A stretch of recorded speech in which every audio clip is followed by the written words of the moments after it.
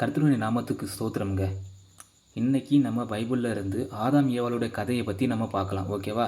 ஆதாம் ஏவாள் கதையில இருந்து கடவுள் நம்மக்கிட்ட என்ன சொல்ல வாராரு, நாம் எப்படியெல்லாம் இருக்கணும் அப்படிங்கிறத பற்றி நம்ம இந்த வீடியோவில் பார்க்கலாம். ஓகேவா?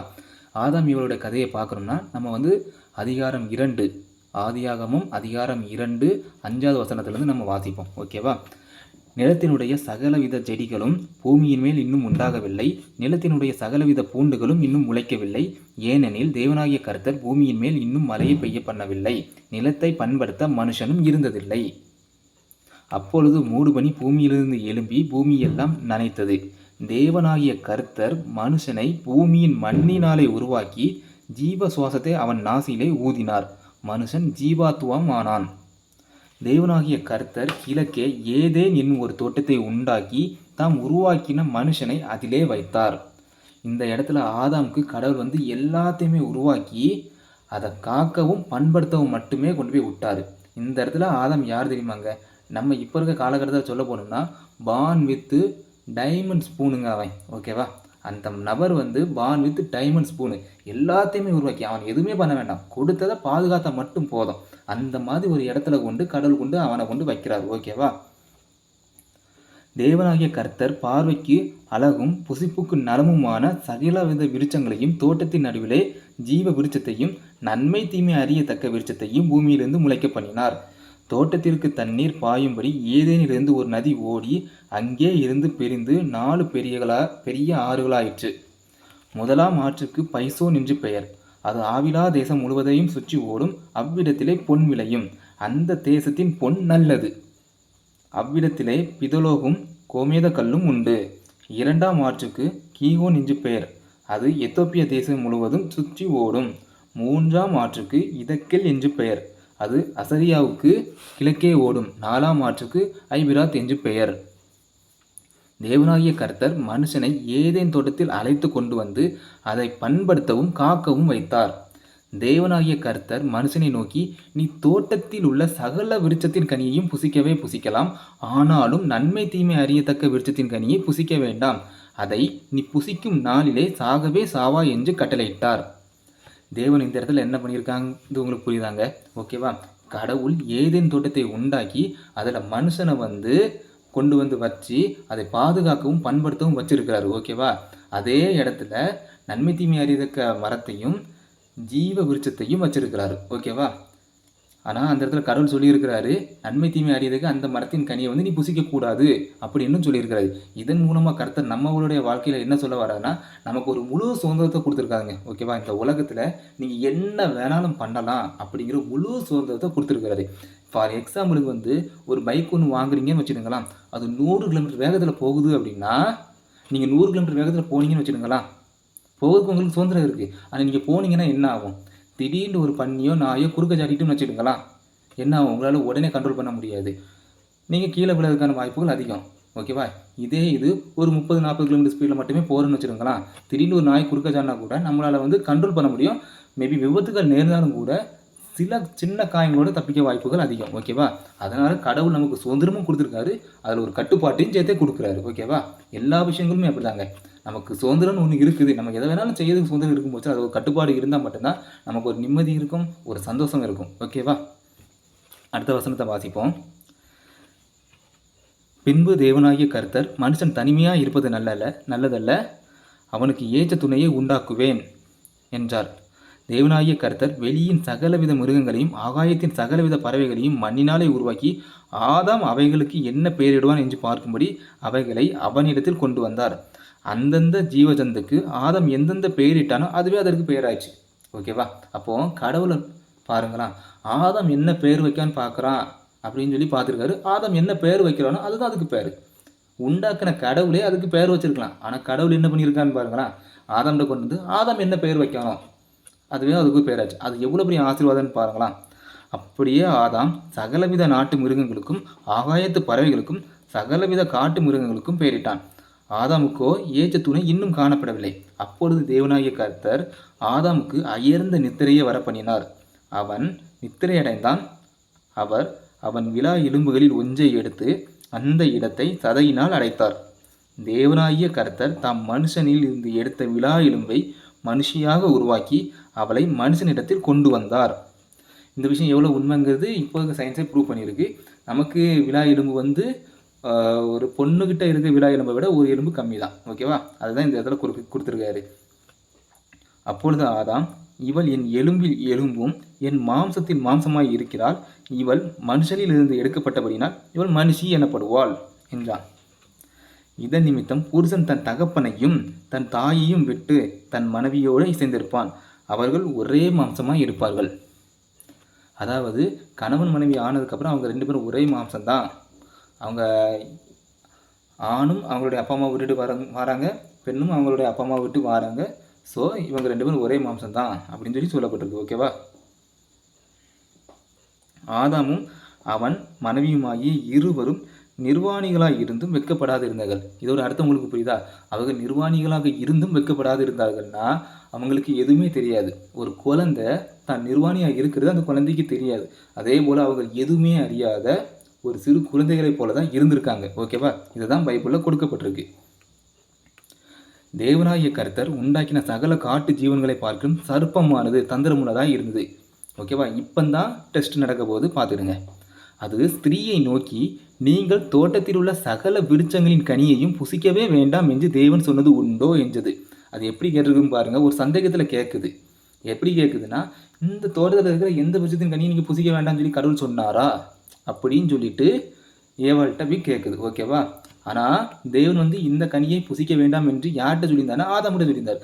ஆதாம் எப்படியும் ஏவாள்கிட்ட சொல்லியிருக்க வாய்ப்பு இருக்குது. ஸோ ஏவாள் சொல்கிறா, ஸ்திரீ சர்ப்பத்தை பார்த்து, நாங்கள் தோட்டத்தில் உள்ள விருட்சங்களின் கனிகளை புசிக்கலாம், ஆனாலும் தோட்டத்தின் நடுவில் இருக்கிற விருட்சத்தின் கனியை குறித்து தேவன் நீங்கள் சாகாதபடிக்கு அதை புசிக்கவும் அதை தொடவும் வேண்டாம் என்று சொன்னார் என்றார். அப்பொழுது சர்ப்பம் ஸ்திரீயை நோக்கி, நீங்கள் சாகவே சாவதில்லை. அது வந்து டெம்ப்ட் பண்ணுது. ஓகேவா? இப்போ உங்களுக்கு புரியுதா? தேவன் வந்து என்ன சொல்லியிருக்காரு அப்படிங்கிறத ஒரு சந்தேகமான கேள்வியை எழுப்பி ஏவாள்கிட்ட இருந்து தெரிஞ்சு அப்போ இவங்களை எப்படி ஏமாற்றலாம் அப்படின்னு பார்த்து அந்த சர்ப்பம் சொல்லுது, நீங்கள் சாகவே சாவதில்லை, நீங்கள் இதை புசிக்கும் நாளிலே உங்கள் கண்கள் திறக்கப்படும் என்றும் நீங்கள் நன்மை தீமை அறிந்து தேவர்களைப் போல இருப்பீர்கள் என்றும் தேவன் அறிவார் என்றது. அது அழகாக சொல்லுது. ஓகேவா? கடவுள் சொன்ன மாதிரி நன்மை தீமை அறிஞ்சிக்கிட்டாங்கன்னா தேவன் ஒரு குறிப்பிட்ட நோக்கத்துக்காக தான் இவங்க நன்மை தீமையை அறிய வேண்டாம் அப்படின்னு சொல்லி வச்சிருப்பாரு. இவன் அந்த நன்மை தீமையை அறிய வைக்கிறான். ஓகேவா? ஸோ அதுக்காக தூண்டுறான், அதுக்கான அந்த டெம்ப்டேஷனை கொடுக்குறான். ஓகேவா? அப்பொழுது ஸ்திரீயானவள், அந்த விருட்சம் புசிப்புக்கு நல்லதும் பார்வைக்கு இன்பமும் புத்தியை தெளிவிக்கிறதுக்கு இச்சிக்கப்படத்தக்க விருட்சமுமாய் இருக்கிறது என்று கண்டு அதன் கனியை பறித்து புசித்து தன் புருஷனுக்கும் கொடுத்தார், அவனும் புசித்தான். இந்த இடத்துல என்ன நடந்திருக்குன்னு பார்த்துருக்கீங்களா? தேவன் ஒரு வார்த்தை சொல்லியிருக்கிறாரு, ஒரு கட்டுப்பாடு கொடுத்துருக்காரு, அந்த மரத்தின் கனியை புசிக்கக்கூடாதுன்னு. ஆனால் சர்ப்பம் வஞ்சித்ததுனால ஸ்திரீயானவளுக்கு ஏவாளுக்கு வந்து என்ன ஆயிட்டுன்னா அது மேலே ஒரு இச்சை வந்துட்டு, அது மேலே ஒரு ஆசை வந்துட்டு. அந்த ஆசையினால் அவள் என்ன பண்ணிட்டான் அப்படின்னா அதை எடுத்து பறித்து அவள் சாப்பிட்டா. மேபி இந்த கதையில் வந்து அவள் சாப்பிட்டுன்னா அவளுக்கு நன்மை தீமைனா என்னன்னு சொல்லி தெரிஞ்சிருக்கணும். கரெக்டாக? அப்போ அவள் என்ன பண்ணியிருக்கலாம், நம்ம மட்டும் சாப்பிட்டா பத்தாது, ஆதாமுக்கும் கொடுத்துக்கிடுவோம், நாளைக்கு தேவன் கேட்கும்போது 2 பேரும் சேர்ந்து நிற்போம் அப்படின்னு நினச்சாலும் என்னமோ தெரியல. ஆனால் ஆதாமுக்கு கொடுத்தான். ஆனால் ஆதாமுக்கு தேவன் சொல்லியிருக்காரு அந்த இதை சாப்பிடக்கூடாதுன்ட்டு. கரெக்டாக? ஆதாமும் மறந்துட்டான். பெண்ணுக்கு அந்த பழத்தின் மேலே இச்சை இருந்தது, ஆனால் ஆதாமுக்கு ஏவாள் மீது இருந்த இச்சையினாலே என்னமோ தெரியல, அவள் சொன்னான்னு சொல்லி தேவன் சொன்னதை மறந்து சாப்பிட்டாச்சு. ஓகேவா? இப்போ என்ன நடக்குது அப்படின்னா, அவர்கள் இருவருடைய கண்களும் திறக்கப்பட்டது. அவர்கள் தாங்கள் நிர்வாணிகள் என்று அறிந்து அத்தி இலைகளை தைத்து தங்களுக்கு அரைக்கட்சிகளை உண்டு பண்ணினார்கள். தான் நிர்வாணியாக இருக்கிறது அதுக்கப்புறம் தான் தெரிஞ்சிருக்கு அவங்களுக்கு. ஓகேவா? அது வரைக்கும் குழந்தைகளாக இருந்தவங்களுக்கு நன்மை தீமை அறியதுக்கிற அளவுக்கு வந்துட்டு. ஓகேவா? பகலில் குளிர்ச்சியான வேளையிலே தோட்டத்தில் உலாவுகிற தேவனாகிய கர்த்தருடைய சத்தத்தை அவர்கள் கேட்டார்கள். அப்பொழுது ஆதாம் அவன் மனைவியும் தேவனாகிய கர்த்தருடைய சன்னதிக்கு விலகி தோட்டத்தின் விருட்சங்களுக்குள்ளே ஒளிந்து கொண்டார்கள். அப்பொழுது தேவனாகிய கர்த்தர் ஆதாமை கூப்பிட்டு, நீ எங்கே இருக்கிறாய் என்றார்.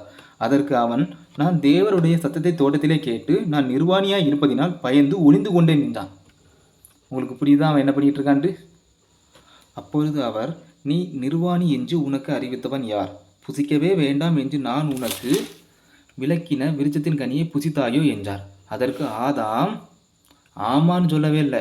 அவன் என்ன சொல்லியிருக்கான் அப்படின்னா, ஆதாம் சொன்ன வார்த்தை என்னன்னா, என்னுடனே இருக்கும்படி தேவரீர் தந்த ஸ்திரீயானவள் அவ்விருட்சத்தின் கனியை எனக்கு கொடுத்தாள், நான் புசித்தேன் என்றான். சொன்ன வார்த்தை புரியுதா? நீங்கள் எனக்கு கொடுத்த ஸ்திரீயானவ தந்ததுனால தான் நான் வந்து சாப்பிட்டேன். அவன் மேலே இருக்க தப்பா அவன் ஒத்துக்கவே இல்லை. கரெக்டா? நீங்கள் சொல்லியிருக்கீங்க, நான் செஞ்சுட்டேன், என்னை மன்னிச்சுக்கிடுங்க, அந்த வார்த்தையை அவன் சொல்லவே இல்லை. ஓகேவா? அப்பொழுது தேவனாகிய கர்த்தர் ஸ்திரீயை நோக்கி, நீ இப்படி செய்தது என்ன என்றார். ஸ்திரீயானவள், சர்ப்பம் என்னை வஞ்சித்தது, நான் புசித்தேன் என்றார். இப்போ அவளும் அதே போல தான் பண்ணுறான். நான் அந்த பண்ணவே இல்லை, அந்த சர்ப்பம் தான் என்னைய வந்து வஞ்சித்தது, நான் டெம்ப்ட் பண்ணிச்சு, நான் வந்து சாப்பிட்டேன் அப்படின்னு சொல்லி சொல்கிறான். ஓகேவா? அப்பொழுது தேவனாகிய கர்த்தர் சர்ப்பத்தை பார்த்து, நீ இதை செய்தபடினால் சகல நாட்டு மிருகங்களிலும் சகல காட்டு மிருகங்களிலும் சபிக்கப்பட்டிருப்பாய். நீ உன் வயிற்றினால் நகர்ந்து உயிரோடு இருக்கும் நாளெல்லாம் மண்ணை தின்பாய். உனக்கும் ஸ்திரீக்கும் உன் வித்துக்கும் அவள் வித்துக்கும் பகை உண்டாக்குவேன். அவர் உன் தலையை நசுக்குவார், நீ அவர் குதிங்காலை நசுக்குவாய் என்றார். அவர் ஸ்திரீயை நோக்கி, நீ கர்ப்பவதியாய் இருக்கும்போது உன் வேதனையை மிகவும் பெருக பண்ணுவேன்.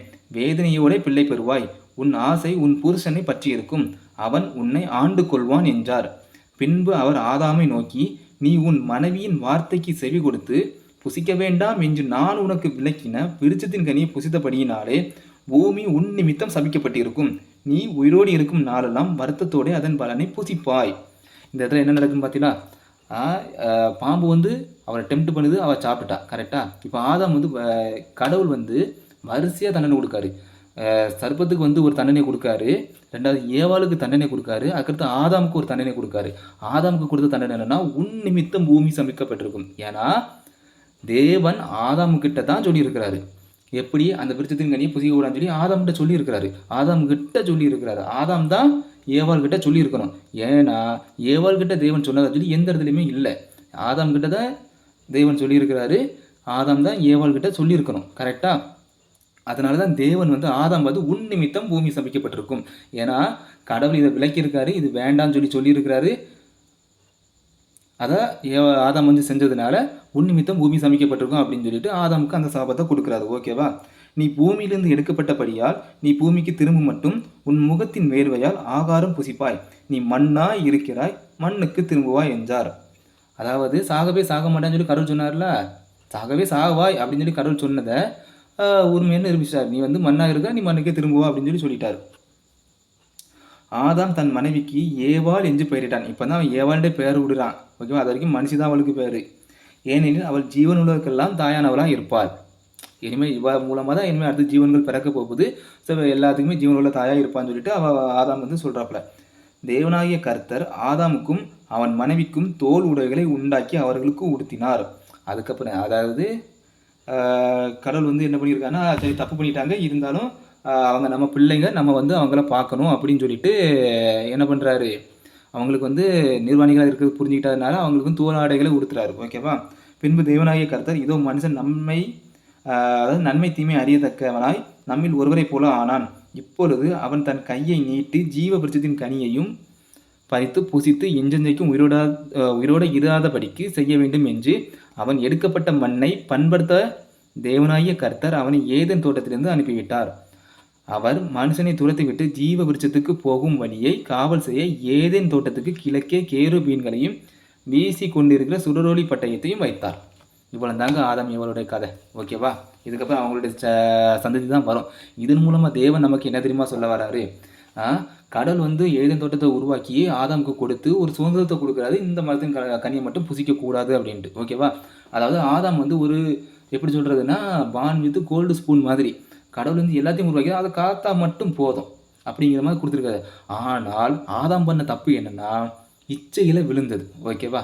முழுக்க முழுக்க ஆதாமும் ஏவாளும் இச்சையில் விழுந்தது. அதுதான் இதே போல தாங்க நாமளும். ஓகேவா? கடவுள் நமக்குன்னு ஒரு அருமையான வாழ்க்கையை வச்சுருப்பாரு. ஆனால் நமக்கு பிடிச்சிருக்கேன்னு சொல்லிட்டு தேவனுக்கு சித்தமே இல்லாத ஒரு விஷயத்தை செஞ்சு நம்ம வந்து அதில் போய் விழுறதுனால அதில் உள்ள நல்லது கெட்டது எல்லாத்தையுமே நம்ம ஒருத்தராக நின்று சமாளிக்க வேண்டியதாயிடும். கடவுள் நம்மளை பார்த்துக்கிடுவார், ஆனால் அது தேவனுக்கு சித்தம் இல்லாமல் நம்ம பண்ணதுனால அதிலிருந்து வரக்கூடிய கெட்டதை நம்ம அனுபவிக்க வேண்டிய நிலைமைக்கு வருவோம். ஓகேவா? அது வரைக்கும் ரொம்ப சந்தோஷமாக வாழ்ந்துருப்போம்.